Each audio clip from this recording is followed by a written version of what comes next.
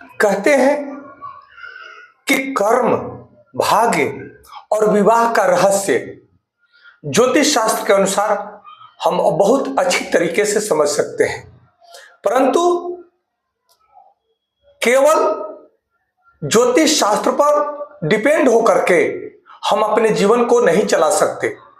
ज्योतिष शास्त्र वह विज्ञान है जो हमारे जीवन का मार्गदर्शन करता है। अगर हमारा आचरण शुद्ध नहीं है, हमारा कर्म शुद्ध नहीं है, हमारा कर्तव्य शुद्ध नहीं है, तब ज्योतिष शास्त्र का विज्ञान भी क्या कर लेगा। इस बात को समझने की जरूरत है। इस बात को समझें कि क्या हमारा जीवन केवल भाग्य से चलता है? क्या ग्रह हमारी नियति तय करते हैं? क्या विवाह केवल सामाजिक समझौता है या आध्यात्मिक साधना?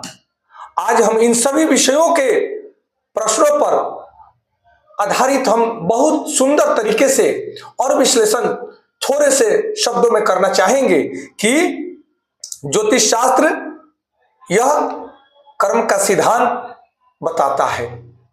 ज्योतिष हमें अपने कर्म से भाग्य को लिखने की विधि बताता है। इस भाग्य को समझने की आवश्यकता है। भारतीय ज्योतिष का मूल आधार यही है कि हम अपने वेदांत के सिद्धांत पर चलें, अपने वेद के परंपराओं के आधार पर चलें, क्योंकि ज्योतिष कहता है कि ग्रह आपके कर्मों के प्रतिबिंब है, वे कारण नहीं, वे संकेतक हैं। इस बात को समझना है। कहते हैं कि हमारे कर्म, हमारे ग्रह खराब है। ग्रह खराब तब होते हैं जब आपके कर्म खराब होते हैं। जब आप सात्विक सिद्धांत से हट करके गलत मार्ग अपनाते हैं तब आपके ग्रह खराब होते हैं। अपने कर्मों को सुधार लें, अपने आचरण को सुधार लें, अपने वाणी को सुधार लें, अपने विचारों को सुधार लें, तब आपके ग्रह आप पर कृपा बरसाएंगे। इस बात को समझने की जरूरत है। जैसे घड़ी हमें समय बताती है, वैसे ही ग्रह हमें कर्मों का समय दिखाते हैं। घड़ी हमें समय बताती है, परंतु चलना तो समय के अनुसार हमें ही है। ग्रह हमें सिद्धांत बताते हैं, हमें संकेत देते हैं, परंतु आचरण और कर्म उनके अनुसार हमें ही करना है, तभी हमारा भाग्य बदल सकता है। कहते हैं कि कर्म बीज है और ग्रह उसका मौसम है। उचित मौसम में उचित बीज बोएंगे तो उचित फसल पाएंगे, अन्यथा गलत समय में, गलत मौसम में उचित बीज भी बोएंगे तो उसका फसल अच्छा नहीं होगा। इस बात को समझने की जरूरत है। कहते हैं कि भाग्य और पुरुषार्थ में क्या अंतर है। अक्सर लोग पूछते हैं, सब कुछ पहले से ही तय है, और कई लोग कहते हैं कि सब कुछ पहले से ही तय है। तो हमारे शास्त्र हमें बतलाते हैं कि प्रारब्ध, जो पहले बोया गया बीज है, बोया गया कर्म रूपी बीज है, वह हमारा प्रारब्ध है, जिसको हमें आज सुख और दुख के रूप में हमारे जीवन में वो आ रहा है। और आज का जो हम पुरुषार्थ करते हैं वह अभी का बोया गया कर्म का बीज है। तो आज का जो हम पुरुषार्थ करते हैं तो हमें सोच समझ करके ही कार्य करना है, कर्म करना है, पुरुषार्थ करना है कि जो बीज हम बो रहे हैं, वो ये बीज बबीरुल का तो आम कहां से खाए। तो हमें सोच समझ करके बीज बोना है। भाग्य आपको परिस्थिति देता है, परंतु पुरुषार्थ आपके जीवन का, भाग्य का परिणाम बदल देता है। तो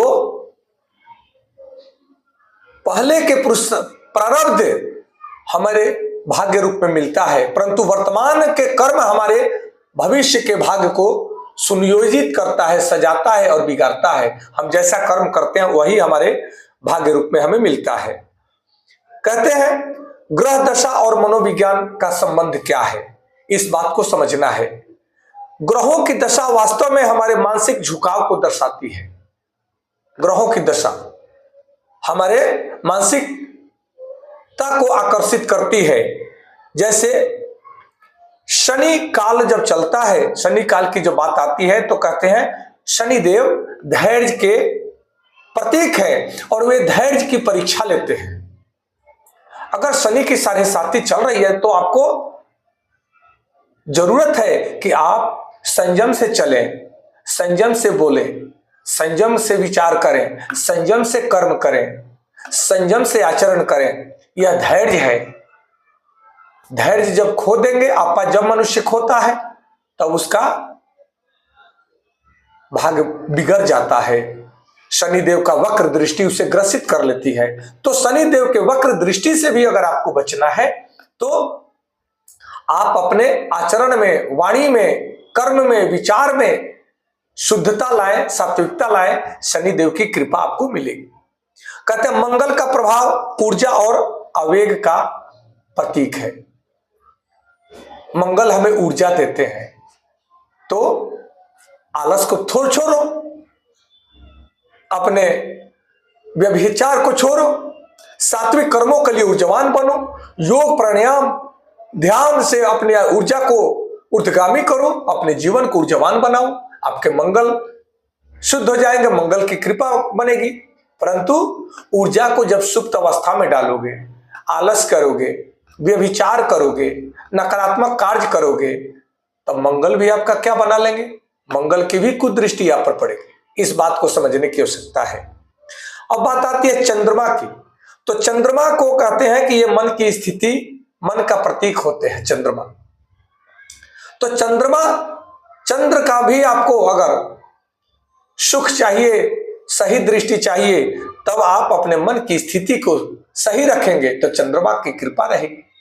और मन की स्थिति बिगाड़ेंगे, व्यग्र रहेंगे, उद्वेगित रहेंगे, ईर्ष्यालु, क्रोधी रहेंगे, अहंकार पालेंगे मन में, तो उसका परिणाम तो आपको गलत ही मिलेगा। तो अपने परिणाम को आप अपने बुद्धि, विवेक और पुरुषार्थ के माध्यम से बदल सकते हैं। जब हम इन संकेतों को समझ लेते हैं तो हम प्रतिक्रिया के बजाय सजगता से निर्णय लेते हैं। इस बात को समझने की आवश्यकता है। यही ज्योतिष का वास्तविक लाभ है, यह समझना है। और अब आती है बात कि विवाह केवल संबंध नहीं, यह साधना है। आज लड़के लड़की कहते हैं कि हम तो ऐसे ही शादी कर लेंगे। नहीं, विवाह की भी एक पद्धति है, विवाह की पद्धति भी एक विज्ञान है।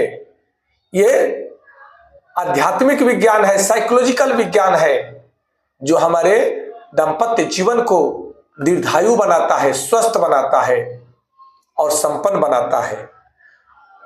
विवाह भारतीय संस्कृति में केवल सामाजिक बंधन नहीं है, यह आत्म विकास की प्रयोगशाला है। और कुंडली मिलान का उद्देश्य होता है कि स्वभाव की समझ हो, पति पत्नी एक दूसरे के स्वभाव को समझे, पसंद को समझे, वाणी को समझे और उसके बाद मानसिक सामंजस्य बैठाए आपस में। यह कुंडलिनी मिलान का यही समझ है, उद्देश्य यही है कि एक दूसरे के स्वभाव को समझकर अपने मन को उसी के साथ जोड़ के चलना ही तो दाम्पत्य जीवन है। और संभावित संघर्ष की पूर्व चेतावनी, ये कुंडली मिलान हमें अगर संघर्ष की स्थिति बनने वाली है भविष्य में, उसका भी चेतावनी पहले ही दे देता है। वो कैसे दे देता है? वह अंक गणित के माध्यम से कुछ स्वभाव भी उसमें अंकित होते हैं कि सूर्य के प्रभाव में जो बच्चों का जन्म होता है वे थोड़ा उग्र होते हैं, चंद्रमा के प्रभाव में जिन बच्चों का जन्म होता है वे शांत होते हैं। यही तो बात समझना है। तो उग्रता को शांत करो, शांति को उग्र समान सामंजस्य बैठाओ, यही तो कुंडली मिलान का लाभ है। और इस बात को ध्यान रखें कि यदि 36 गुण के 36 गुण से भी कुंडली मिल रहा है और यदि आपकी वाणी अच्छा नहीं है, आपके कर्म अच्छा नहीं है, आपके आचरण अच्छा नहीं है, आपका स्वभाव अच्छा नहीं है, आपके अंदर धैर्य नहीं है, आपका एक दूसरे के प्रति सम्मान नहीं है, आपसी मधुर संवाद नहीं है, तब ये 36 के 36 गुण सब व्यर्थ हो जाते हैं। आप कितना भी मिलवा लें, कितना भी आप ज्योतिष से दिखा लें, कितना भी पंडित से दिखा लें, आपका भला नहीं होना है। आपका भला आपके स्वभाव, आचरण, मधुर वार्तालाप से ही होना है। ये बात ध्यान में रखना है। यह मुफ्त का, बिना पैसे का ट्रीटमेंट है। अगर समझ ले तो बिना पैसे का राजा बन जाएंगे, आनंद में रहेंगे, घर को स्वर्ग बना देंगे, और ना समझे तो दर दर की ठोकरें खाएं और धन को गंवाते रहें। विवाह को आध्यात्मिक साधना कैसे बनाएं, इस बात को समझना है कि साथी को कर्म के सहयोगी माने। पति पत्नी एक दूसरे के कर्म के, स्वभाव के, आचरण के सहयोगी होते हैं। मतभेद को विकास का अवसर माने। आपसी में कोई मतभेद हो तो उसमें भी विकास को ढूंढे। विकास, मतभेद से विकास उत्पन्न होता है। कहते हैं ना कि ब्रेकर जब आता है तो ये ना समझे कि रफ्तार कम हो गया, गति कम हो गई। ब्रेकर आता है सावधानी से कि ज्यादा स्पीड में चलेंगे तो एक्सीडेंट हो सकता है। इसी प्रकार से कभी मतभेद हो सकता है कि पति गलत विचार कर रहा है तो पत्नी उसमें विरोध करे, तो उस विरोध को गलत नहीं मानना चाहिए, उससे सामंजस्य बैठाना चाहिए। और कभी पत्नी गलत सोचे तो पति विरोध करे तो इसको गलत नहीं मानना चाहिए। यह आपसी सामंजस्य का संबंध है, साधना है। और अपने अंदर से अहंकारों को त्यागे, एक दूसरे का सम्मान करेंगे तब दाम्पत्य जीवन मजबूत होगा, दीर्घायु होगा, सुखद होगा। परंतु अहंकार में रहेंगे, पति हो या पत्नी, तब जीवन दुखदायी हो जाए। इस बात को समझना है। और दोनों मिल करके अपने गृहस्थ जीवन के लक्ष्य को निर्धारित करें, तभी यह जीवन, यह दाम्पत्य जीवन, यह वैवाहिक जीवन आपका सुखद, संपन्न, उन्नत और दीर्घायु होगा। ध्यान रखें, पति पत्नी एक दूसरे के पूरक हैं। दोनों मिलकर ही गृहस्थ जीवन को आगे लेकर के चल सकते हैं।